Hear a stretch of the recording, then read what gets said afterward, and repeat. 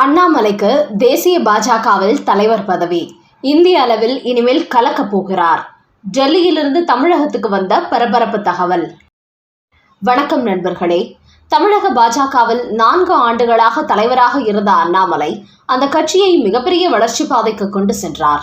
ஊழலுக்கு எதிராக அவர் செய்த அரசியல் காரணமாக ஏராளமான இளைஞர்கள் பாஜகவில் இணைந்தார்கள். என்றாலும் அதிமுகவுடன் மீண்டும் கூட்டணி வைக்க வேண்டும் என்பதற்காக அண்ணாமலைக்கு பதிலாக நயினார் நாகேந்திரன் தமிழக பாஜகவின் தலைவராக கொண்டு வந்தார் மத்திய அமைச்சர் அமித்ஷா. இதையடுத்து சோசியல் மீடியாவில் அமித்ஷாவுக்கு பாஜகவினர் ஏராளமான இமெயில் கடிதங்களை அனுப்பினார்கள். தமிழகத்தில் பாஜக காலூன்றி இருக்கிறது என்றால் அதற்கு அண்ணாமலை மட்டுமே காரணம். கிராமங்களில் கூட பாஜக போய் சேர்ந்துள்ளது.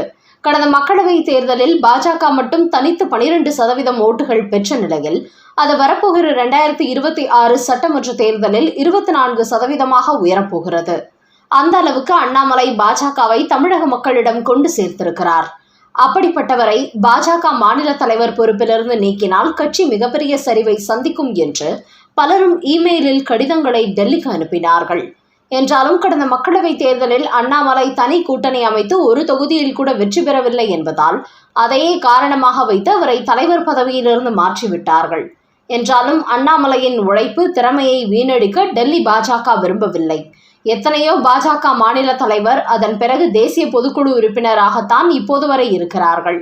அண்ணாமலையையும் அதே குடும்ப உறுப்பினராக நியமித்த போதும் அவரை ராஜ்யசபா எம்பி ஆக்கி மத்திய அமைச்சர் ஆக்க வேண்டும் அல்லது பாஜகவின் மிக முக்கியமான பிரிவான இளைஞர் பிரிவு தேசிய தலைவராக அண்ணாமலையை நியமிக்க தற்போது டெல்லி மேலிடம் ஆலோசித்து வருவதாக தகவல்கள் வெளியாகியுள்ளன.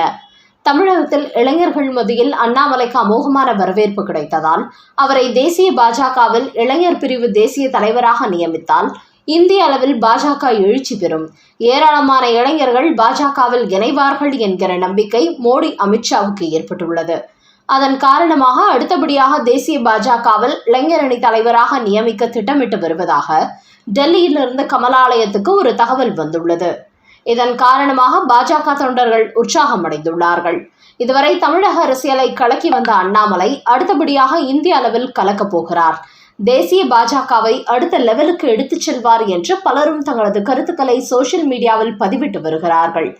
அந்த வகையில் அண்ணாமலையின் திறமையை டெல்லி பாஜக குறைத்து மதிப்பிடவில்லை.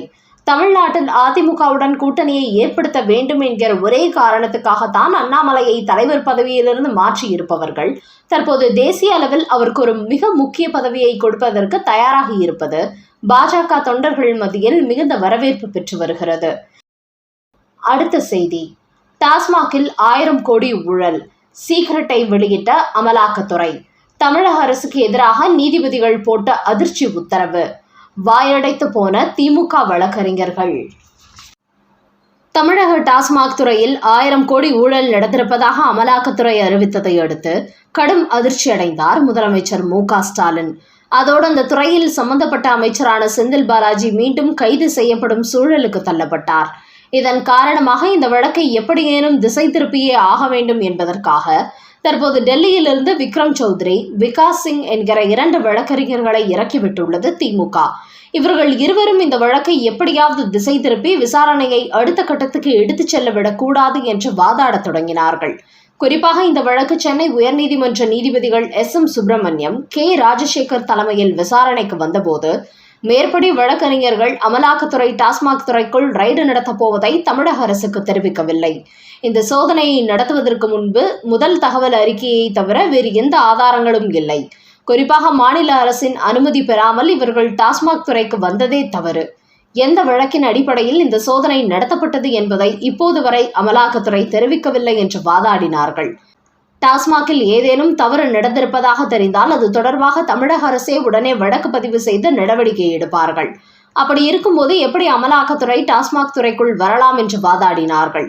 அதற்கு அமலாக்கத்துறை வழக்கறிஞர்களோ இந்த ஊழலில் தமிழக அரசுக்கும் சம்பந்தம் இருக்கிறது, அப்படி இருக்கும்போது அவர்கள் எப்படி இந்த ஊழலுக்கு எதிராக நடவடிக்கை எடுப்பார்கள்?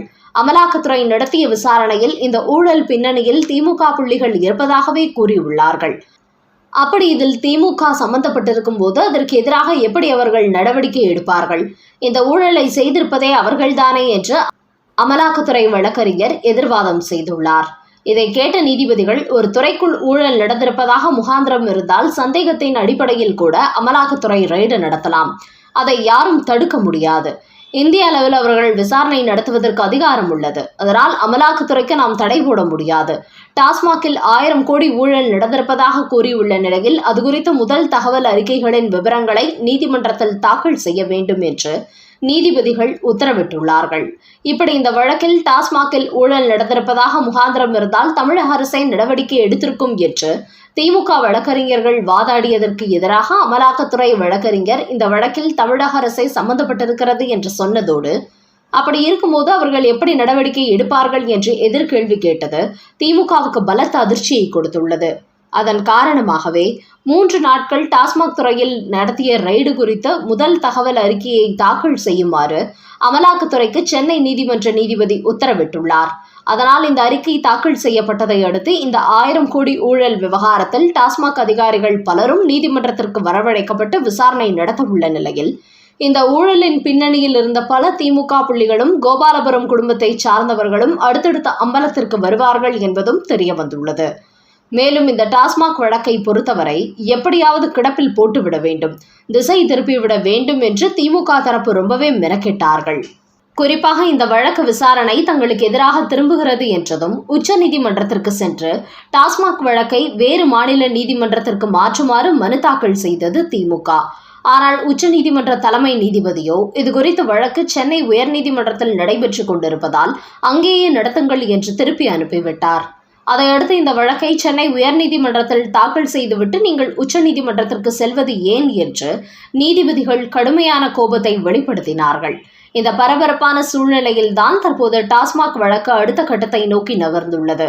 குறிப்பாக இந்த வழக்கு விசாரணை நேற்று 2 மணி நேரம் நடைபெற்ற போது திமுக சார்பில் வாதாடிய வழக்கறிஞர்கள் 2 பேருமே திமுகவின் அமைச்சர்கள் போலவே அரசியல் பேசினார்கள்.